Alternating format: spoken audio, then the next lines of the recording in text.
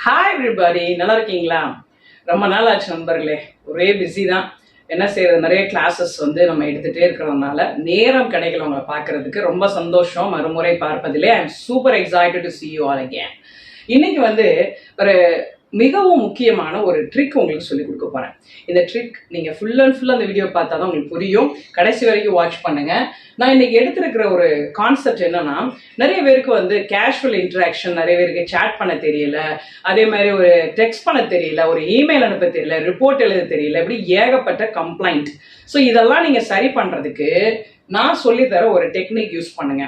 நான் ஒரு கான்வர்சேஷன் எடுத்திருக்கேன். என்னன்னா, நான் யூடியூபர்ஸ், அதாவது யூடியூப்ல இருக்கக்கூடிய ஹெட் இருப்பாங்களா, அவங்ககிட்ட நான் சேட் பண்ணுவேன்.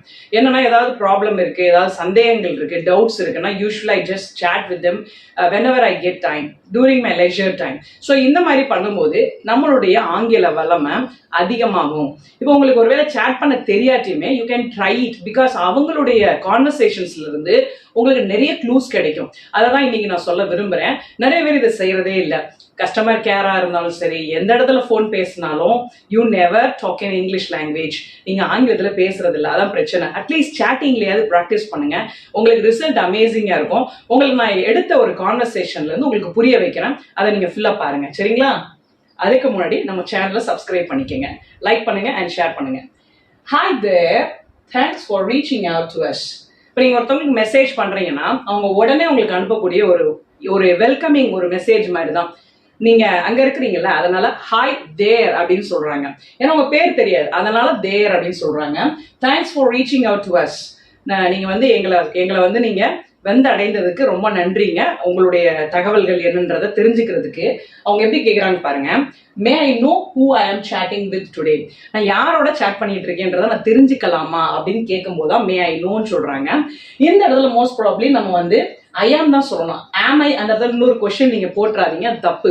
இது பாத்தீங்கன்னா ஏற்கனவே கொஸ்டின் ஃபார்மேட்ல தான் ஸ்டார்ட் ஆயிருக்கு. அதனால நம்ம கண்டினியூவேஷன் கொஸ்டினா இருக்கக்கூடாது. அதனாலதான் நான் தெளிவா அதை சொல்றேன். அடுத்து பாருங்க. First of all, I would like to congratulate you for reaching.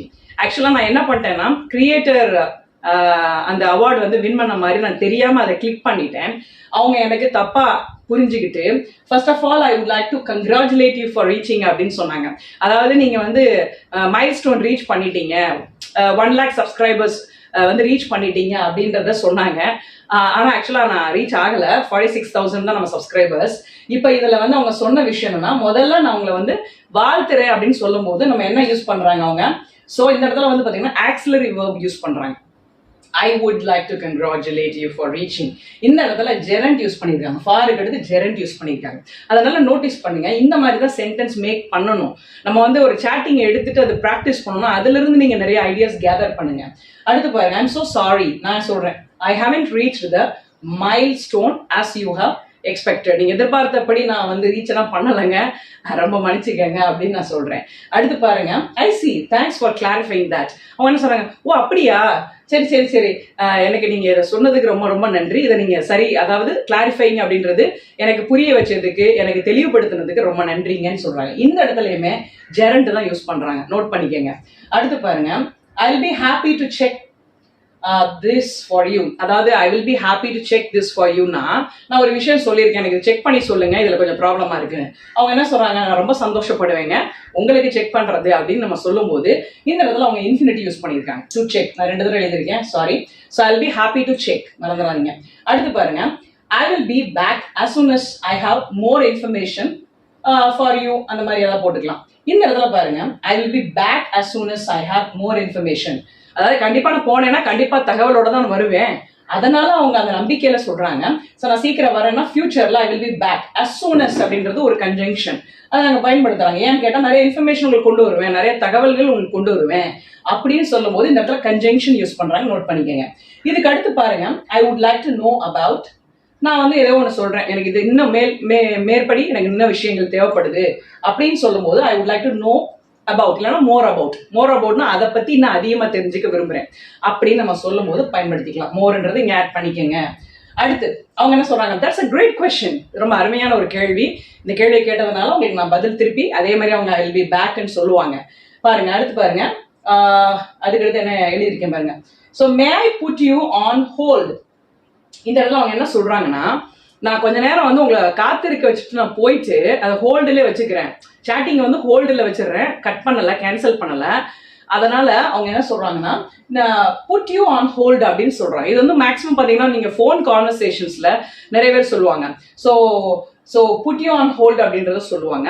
இந்த இடத்துல சேட்டிங்லேயே நம்ம பயன்படுத்துறோன்றத நான் உங்களுக்கு பாயிண்ட் அவுட் பண்ண விரும்புறேன். அடுத்து பாருங்க, for and additional information or minutes. அவங்க இவ்வளோ மினிட்ஸ் கழிச்சு வருவாங்கன்றத சொல்லுவாங்க, 3 to 5 minutes அப்படின்னு. அப்போ நம்ம வெயிட் பண்ணணும். ஸோ while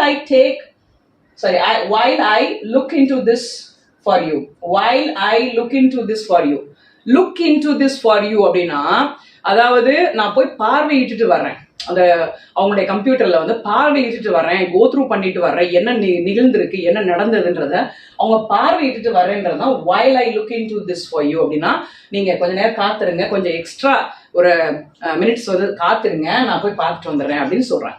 ஸோ இந்த மாதிரி கான்வர்சேஷனை நோட் பண்ணி வச்சுக்கணும். அப்பதான் நம்ம ஈஸியா மற்றவங்களோட சேட் பண்றதுக்கு உதவியா இருக்கும். It was nice chatting with you today. இதுவும் பாத்தீங்கன்னா இட் வாஸ் நைஸ் சேட்டிங், இது வந்து பாஸ்ட் கண்டினியூஸ் டென்ஸ் யூஸ் பண்ணியிருக்காங்க.